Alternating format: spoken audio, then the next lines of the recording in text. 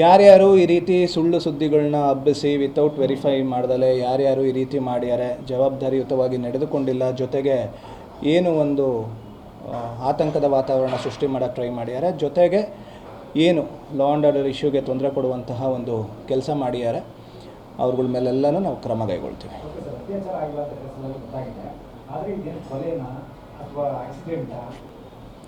ಅದು post-mortem report ಬಂದ ನಂತರ ನಾವು ಹೇಳ್ತೀವಿ. ಸದ್ಯಕ್ಕೆ ನಮಗೆ ಇರುವಂತಹ ಪೂರಕ ಮಾಹಿತಿಗಳಲ್ಲಿ ಆ ರೀತಿ ಕಂಡು ಬಂದಿದೆ. ಬಟ್ ಒಂದು ಸತಿ ನಾವು ಪೋಸ್ಟ್ಮಾರ್ಟಮಲ್ಲಿ ರಿಪೋರ್ಟ್ ಬಂದ ನಂತರ ಅದನ್ನು ಕ್ಲಾರಿಫೈ ಮಾಡ್ತೀವಿ. ಮೇಲ್ನೋಟಕ್ಕೆ ಆ ರೀತಿ ನಮಗೆ ಕಂಡು ಬಂದಿದೆ.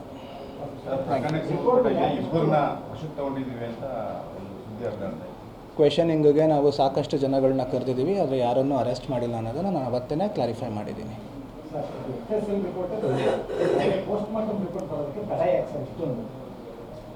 ಅದು ಡಾಕ್ಟರ್ ಕೂಲಂಕುಷವಾಗಿ FSL ರಿಪೋರ್ಟ್ಗಳನ್ನ ತೊಗೊಂಡು FSL ರಿಪೋರ್ಟನ್ನು ಸ್ಟಡಿ ಮಾಡಿದ ನಂತರದಲ್ಲಿ ಡಾಕ್ಟರು ಅವರ ಫೈನಲ್ ಒಪಿನಿಯನ್ ಕೊಡ್ತಾರೆ.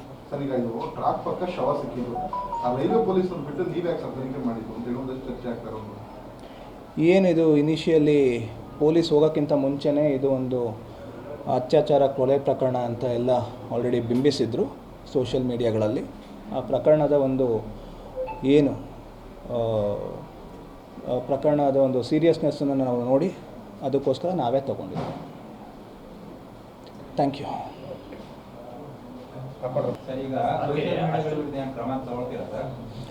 ಯಾರ್ಯಾರು ಈ ರೀತಿ ಸುಳ್ಳು ಸುದ್ದಿಗಳನ್ನ ಹಬ್ಬಿಸಿ ವಿತೌಟ್ ವೆರಿಫೈ ಮಾಡ್ದಲೆ ಯಾರ್ಯಾರು ಈ ರೀತಿ ಮಾಡ್ಯಾರೆ, ಜವಾಬ್ದಾರಿಯುತವಾಗಿ ನಡೆದುಕೊಂಡಿಲ್ಲ, ಜೊತೆಗೆ ಏನು ಒಂದು ಆತಂಕದ ವಾತಾವರಣ ಸೃಷ್ಟಿ ಮಾಡೋಕ್ಕೆ ಟ್ರೈ ಮಾಡ್ಯಾರೆ, ಜೊತೆಗೆ ಏನು ಲಾ ಆ್ಯಂಡ್ ಆರ್ಡರ್ ಇಶ್ಯೂಗೆ ತೊಂದರೆ ಕೊಡುವಂತಹ ಒಂದು ಕೆಲಸ ಮಾಡ್ಯಾರೆ, ಅವ್ರಗಳ ಮೇಲೆಲ್ಲನೂ ನಾವು ಕ್ರಮ ಕೈಗೊಳ್ತೀವಿ.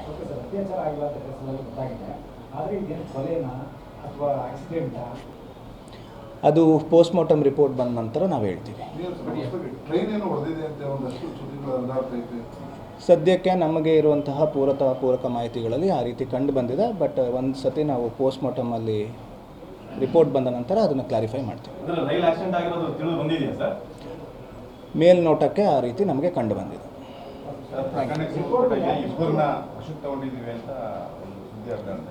ಕ್ವೆಶನಿಂಗ್ಗೆ ನಾವು ಸಾಕಷ್ಟು ಜನಗಳನ್ನ ಕರೆದಿದ್ದೀವಿ, ಆದರೆ ಯಾರನ್ನೂ ಅರೆಸ್ಟ್ ಮಾಡಿಲ್ಲ ಅನ್ನೋದನ್ನು ನಾನು ಅವತ್ತೇ ಕ್ಲಾರಿಫೈ ಮಾಡಿದ್ದೀನಿ.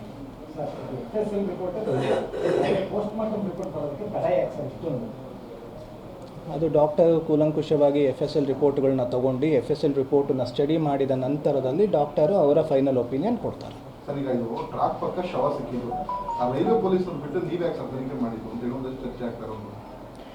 ಏನಿದು ಇನಿಷಿಯಲಿ ಪೊಲೀಸ್ ಹೋಗೋಕ್ಕಿಂತ ಮುಂಚೆನೇ ಇದು ಒಂದು ಅತ್ಯಾಚಾರ ಕೊಲೆ ಪ್ರಕರಣ ಅಂತ ಎಲ್ಲ ಆಲ್ರೆಡಿ ಬಿಂಬಿಸಿದ್ರು ಸೋಷಿಯಲ್ ಮೀಡಿಯಾಗಳಲ್ಲಿ. ಆ ಪ್ರಕರಣದ ಒಂದು ಸೀರಿಯಸ್ನೆಸ್ಸನ್ನು ನಾವು ನೋಡಿ ಅದಕ್ಕೋಸ್ಕರ ನಾವೇ ತಗೊಂಡಿದ್ದೀವಿ. Thank you.